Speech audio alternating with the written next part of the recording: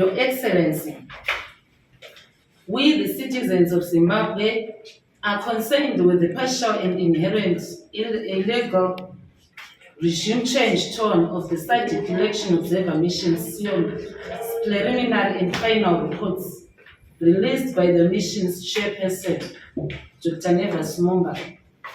The report is not an accurate and fair assessment of the elections held in Zimbabwe on the 23rd and 24th of August 2023. It is rather a reflection, Your Excellency, of the ulterior agenda and of illegal regime change of the foreign forces behind the authors of the report who were unnerved by the ZANU-PF victory.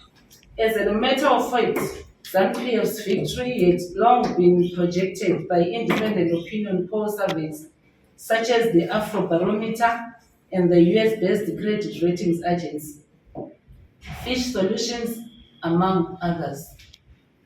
We particularly note, Your Excellency, that the SIOM assessment was very subjective, while the SADC Election Observer Code of Conduct, Article 10.1.6 stipulates that observers should base all reports and conclusions on well-documented, factual and verifiable evidence. The SIOM team scarcely traveled to conduct their work in ZANU-PF strongholds, most of which are in rural areas. They concentrated in urban centers, particularly in Harare and Bulawayo, which are well-known opposition citizens' coalition for change strongholds. The teams also extensively and almost exclusively interfaced with the ZANU-PF and anti-government entities such as Western-funded non-state actors, as well as other Western agencies seeking regime change in Zimbabwe. There was no effort to desire to verify the information provided by the opposition and their allied forces. Your Excellency, the SIOM took the propaganda of these entities as the biblical truth and used it as the cornerstone of its preliminary and final reports. Whilst the SADC EOCOC Article 10.1.1 provides that observers should comply with all national laws and regulations of the host country, the SIOM's preliminary and final reports questioned laws and legislative processes of a sovereign country. It is not within the remit of foreign election observer missions to question laws and legislative processes of a sovereign nation, as the SIOM did in its preliminary and final reports. The final report, Your Excellency, makes unverified claims that ZEC is not independent because 4 of its commissioners are allegedly related to high-ranking ZANU-PF officials. This, of course, is based on the colonial egocentric view that Africans, being primitive, have no independent ideas or views and are slaves of their elders, fellow tribesmen, and chiefs, whereas in the West, the son holds views independent of his parents. In Africa, a person is incapable of independent thoughts.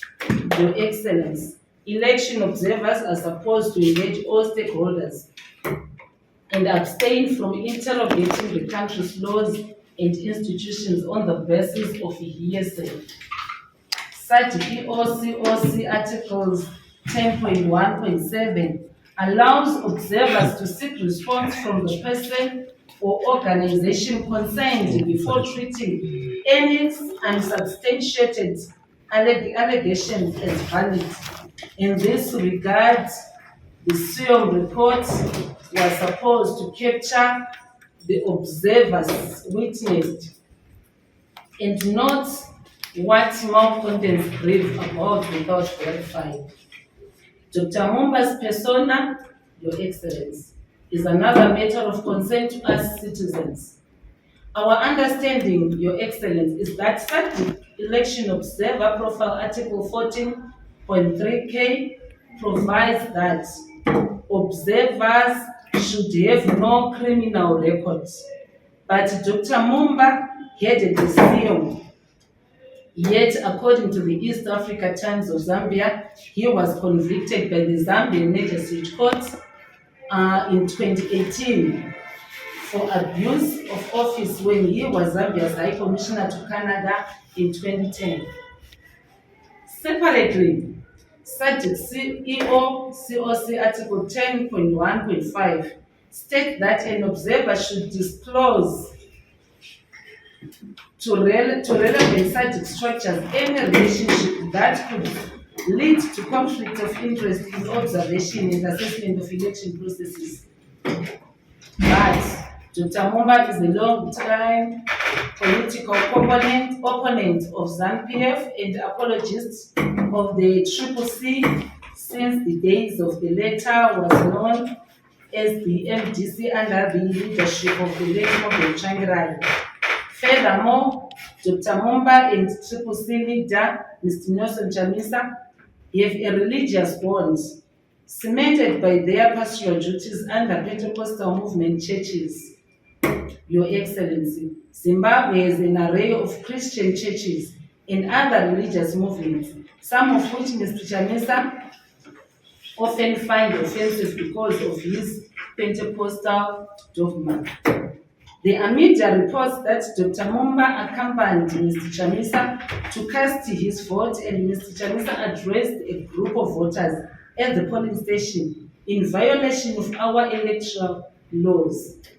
Surprisingly, this was not captured in the SIOM report. Your Excellency, the SIOM's reports are mute on the issue of illegal Western sanctions as a disruptive force in Zimbabwe's political, economic, and social processes. This is out of sync with the SADC position and equivocal solutions on the issue of illegal sanctions on Zimbabwe. We reiterate that it is those seeking sanctions on the government of Zimbabwe and ZANU-PF to cause regime change who are behind this report. The fair SIOM report would not have downplayed the impact on sanctions on the electoral playing field. The CCC and its backers were threatening the sanctions during the campaign unless citizens voted out ZANU-PF, and this tilts the political playing field. By means of this petition, we, the citizens, appeal to SADC to throw away the SIOM report on the Zimbabwe's 23 and 24 August 2023 harmonized elections with the contempt it deserves. In fact, the SIOM report is a neo-colonial instrument that tries to reverse the credible vote of the people of Zimbabwe. We further appeal to like-minded Zimbabweans to support this initiative by signing the petition that, going forward, we will circulate online and through hard copies. Ladies and gentlemen, we the people say no to a rerun, and we the people say we voted. Our vote must be respected. We had elections, there was free participation, the elections were free, fair and credible, and as such we embrace and we are willing to move forward with our elected officials and leaders. We the people say no to a transition of government, and we the people say no to Dr. Mumba's report. This report is contrary to the SADC principles and guidelines, contravening the democratic elections. This report, ladies and gentlemen, is a machination of the neo-colonial instrument to overturn the ruling party. And as such, we're saying what then becomes the way forward? The way forward is this. We are targeting 200,000 signatures, and we are inviting like-minded citizens of Zimbabwe to append their signatures to our petitions. We have a two-pronged approach in order to garner these signatures. We are going to create an online platform in which individuals who will not be able to meet can append their signatures. And we are rolling out an outreach program in which we are going to travel to all the 10 provinces of Zimbabwe. Ladies and gentlemen, in 2 weeks' time, we shall be traveling to Botswana, the SADC headquarters, to lodge our petition against Dr. Mumba's report. And in this regard, we say no to a re-election. Thank you. Thank you, Advocate Dina. Ladies and gentlemen, this is why we have called you here to send this message, and also you being the interface between us, the citizens, and the greater world out there. Please convey this message. So at this point in time, ladies and gentlemen, we want to entertain questions related to our press ahead.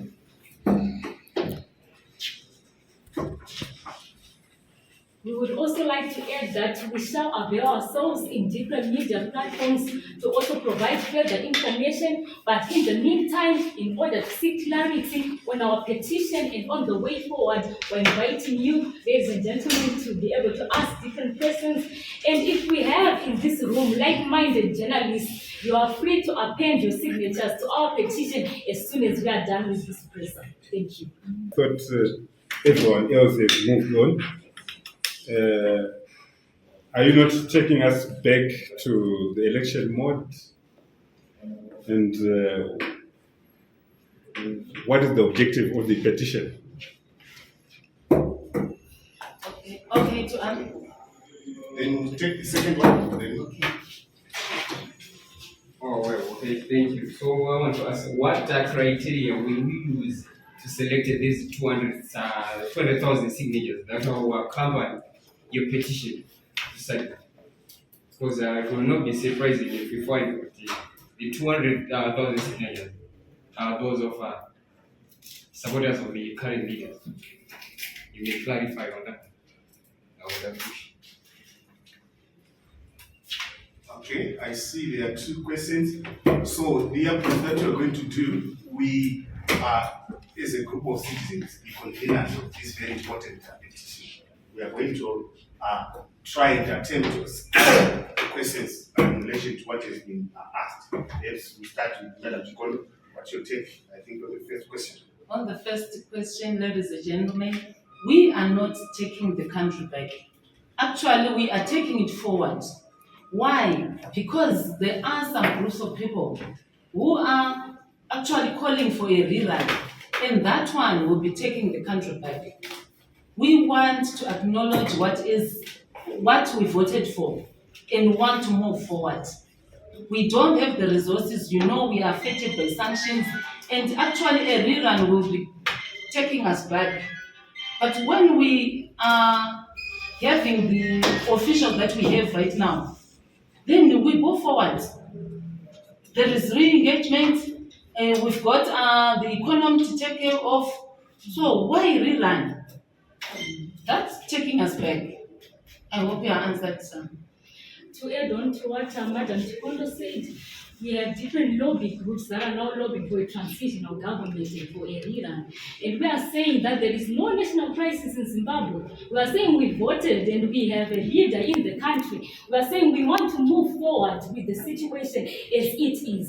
And why we want the report to be disregarded and to be thrown away is that there are various sentiments in the report which undermine the sovereignty of Zimbabwe. We all know that at the foundation of any nation is its sovereignty, and as such we cannot accept the sovereignty of our country being undermined, and we cannot remain silent due to that. Thank you.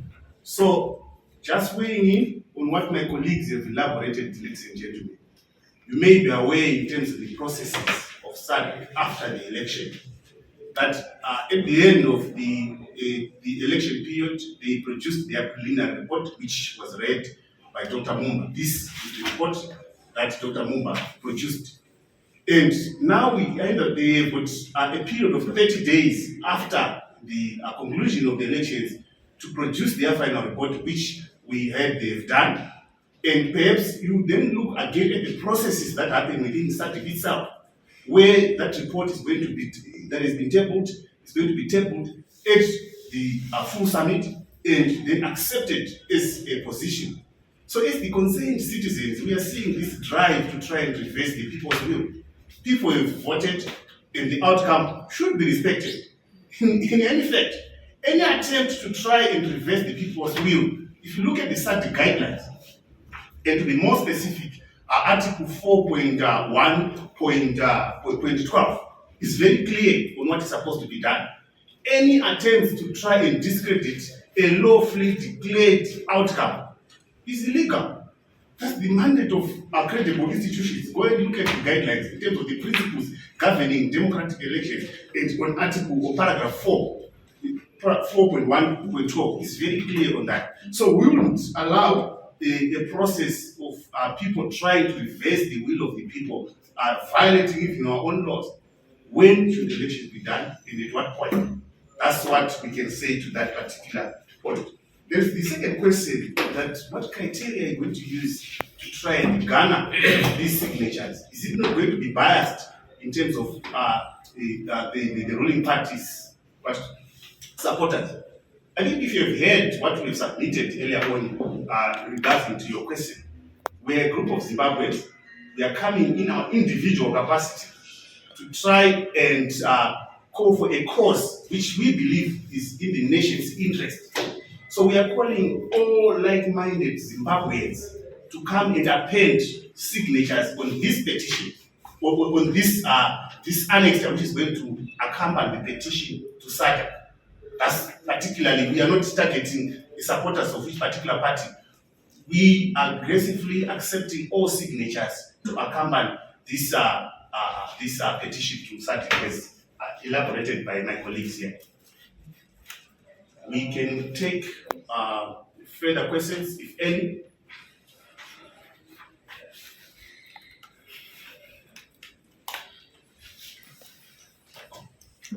I would like to ask you, how can we know that you are not biased in favor of any political party?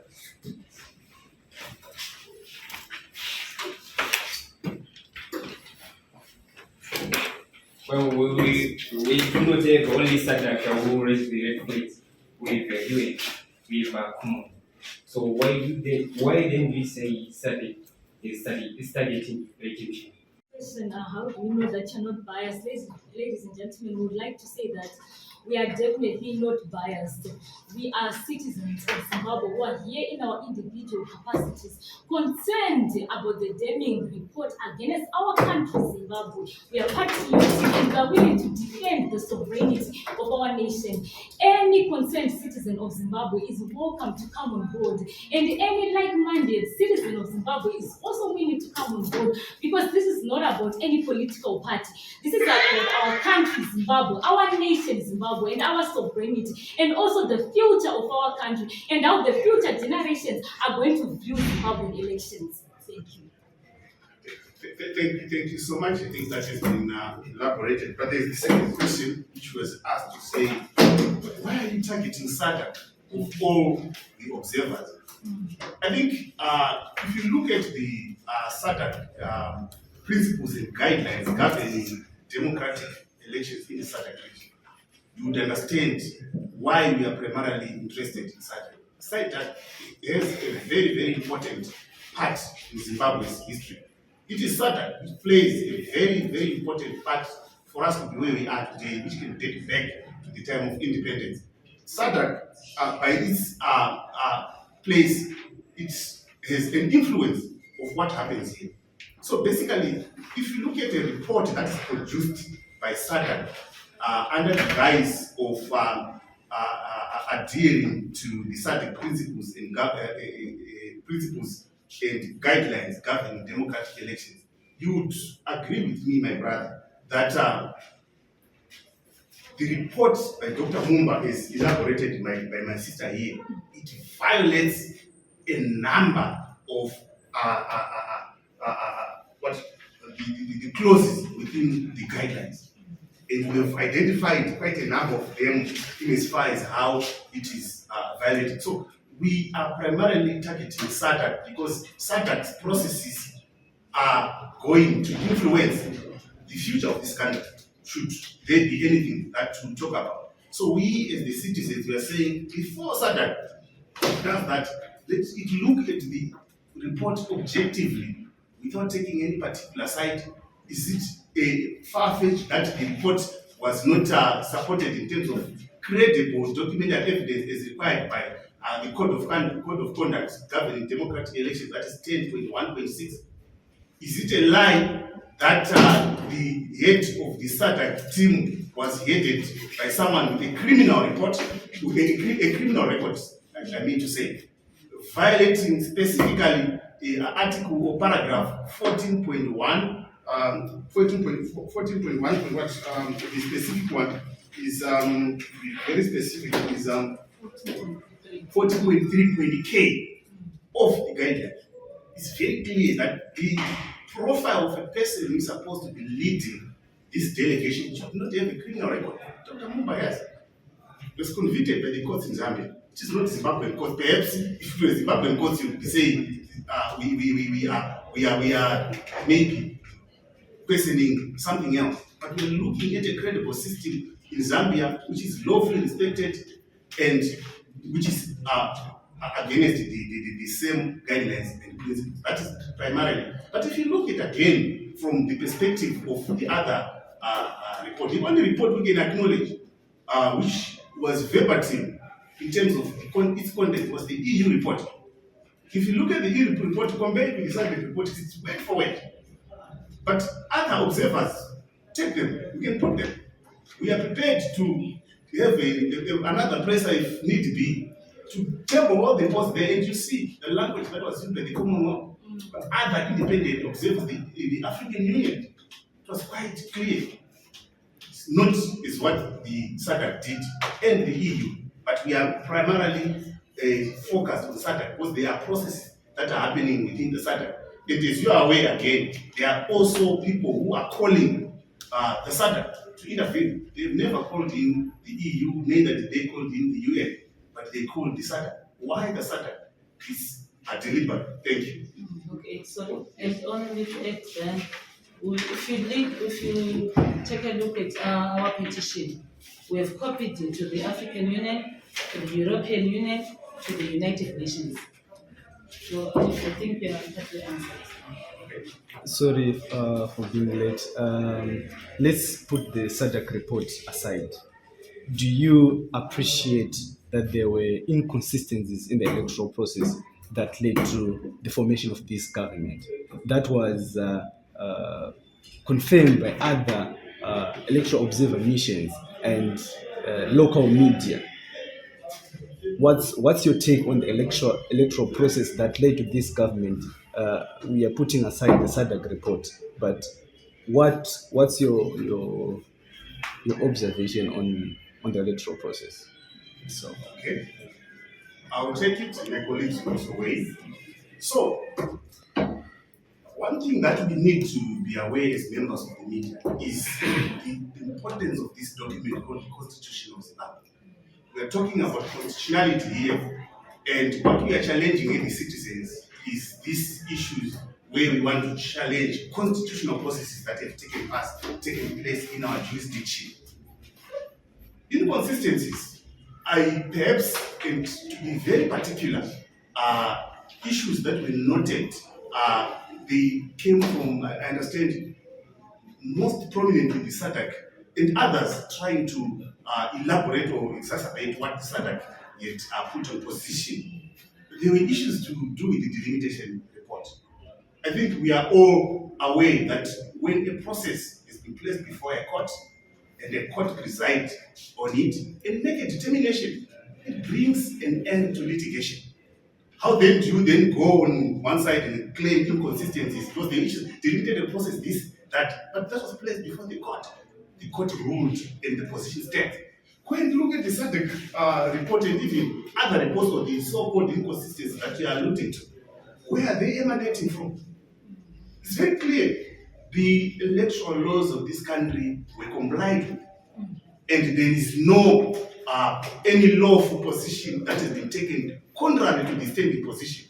So everything, I wouldn't agree with you totally to the effect that there are inconsistencies. As far as the processes are concerned, there are consistencies. Look at it this way. The noise which is coming on board is around the elections, around the highest office, the president. But there is no noise on the lower level governance structures, local authority. People have accepted the outcome. The House of National Assembly, people have accepted the results. Now, why the president? Yet you accept all these other, but the same process that governed all the process was done in broad daylight. All of us voted, including you. Can we honestly talk of inconsistencies at this point? It's gravely, the most grave thing is a SADC report and even other reports are trying to challenge our laws. I'll give a very good example, my brother. There was the issue to do with the electronic voters roll, which was being questioned. It's very clear that my reading in terms of the position that was taken by SADC, that we cannot divulge in terms of avail this, what do you call it, the electronic voters roll, on the basis that it contains information which cannot be disclosed, biometric information, personalized information, which will be in violation of our law, the Cyber and Data Protection Act in particular. And you'd see someone trying to question that. That's the law. But again, look at it in terms of even the constitution that you're trying to put aside. If you look at section 86, and to be specific, subsection 2, it's very clear that the rights have got limitations. And it is allowed as long as the rights are limited by a law of general application. The Cyber and Data Protection Act is a law of general application. So who are we then to question this process?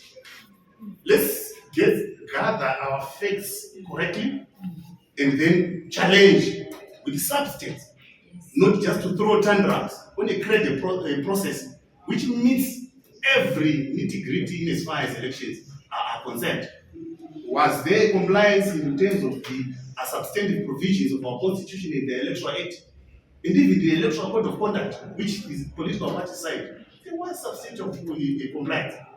How then do we then try and look at what I would call it, small issues that you may not eliminate everything in as far as the process is concerned, but substantially, this election, I would submit, ladies and gentlemen, that it is very credible and there are no inconsistencies that we can set aside and even call for this other rerun. Yes. Imagine. And also what we're saying is that we're looking at the wholesome electoral process in Zimbabwe. And we're saying that in Zimbabwe we have a constitution which is the supreme law.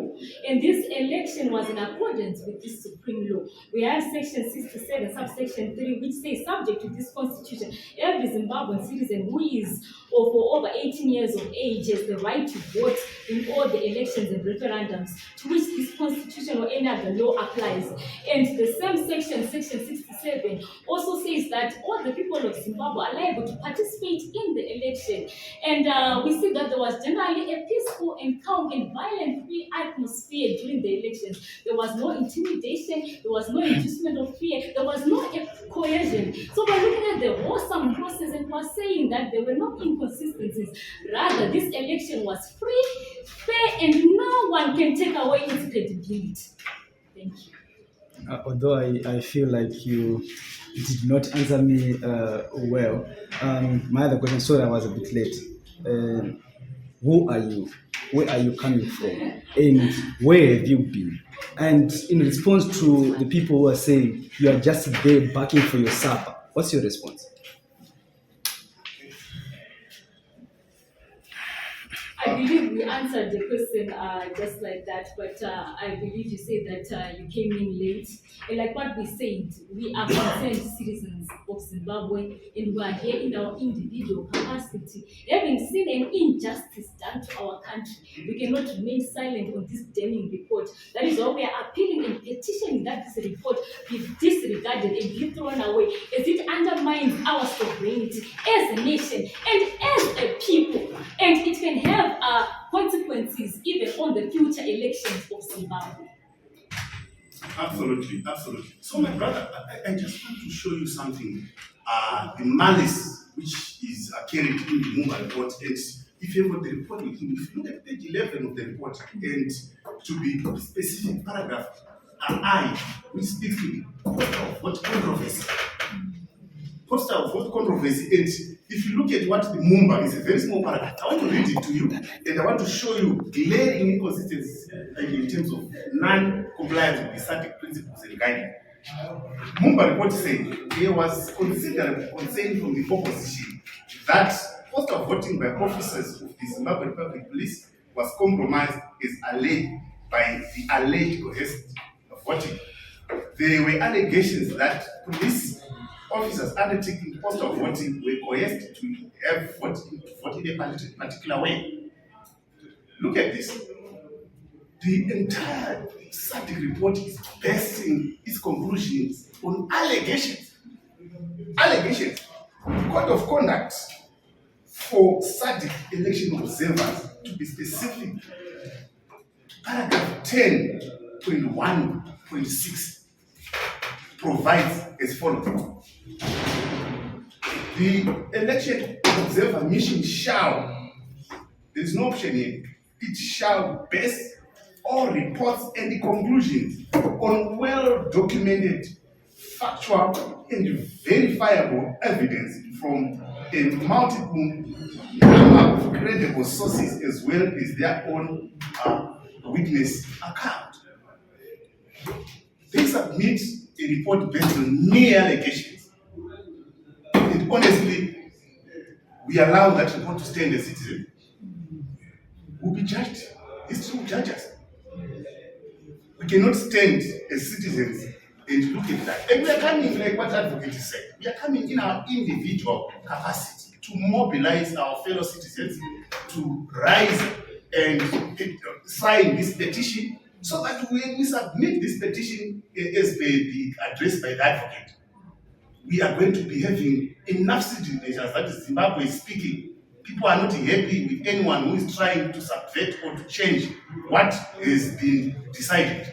And in any fact, failure to accept the results of elections that have been officially declared is actually in violation of the principles of governing democratic elections.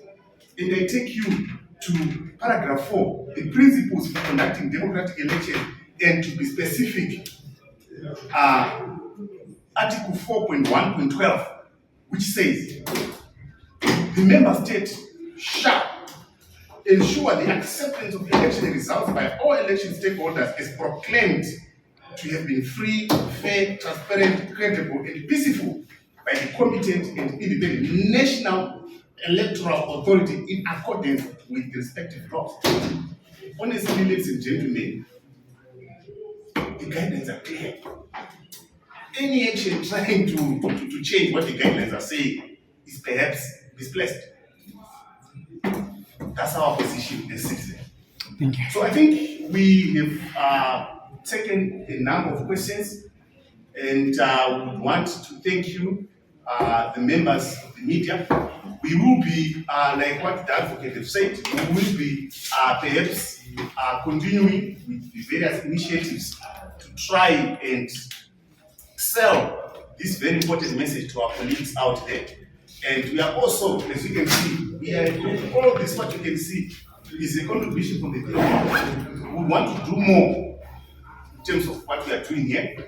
So, of course, within the limit of our resources, that's why we get that say maybe to the time that we are going to be able to have resources to go and file the petition in such. And after the filing, we are definitely going to invite you so that we will then avail the full petition to you as well as any other issues. So for now, ladies and gentlemen, we've come to the end of our presser, and those that subscribe to the notion as us can come and append their signatures. And of course, we are starting the process, starting the management.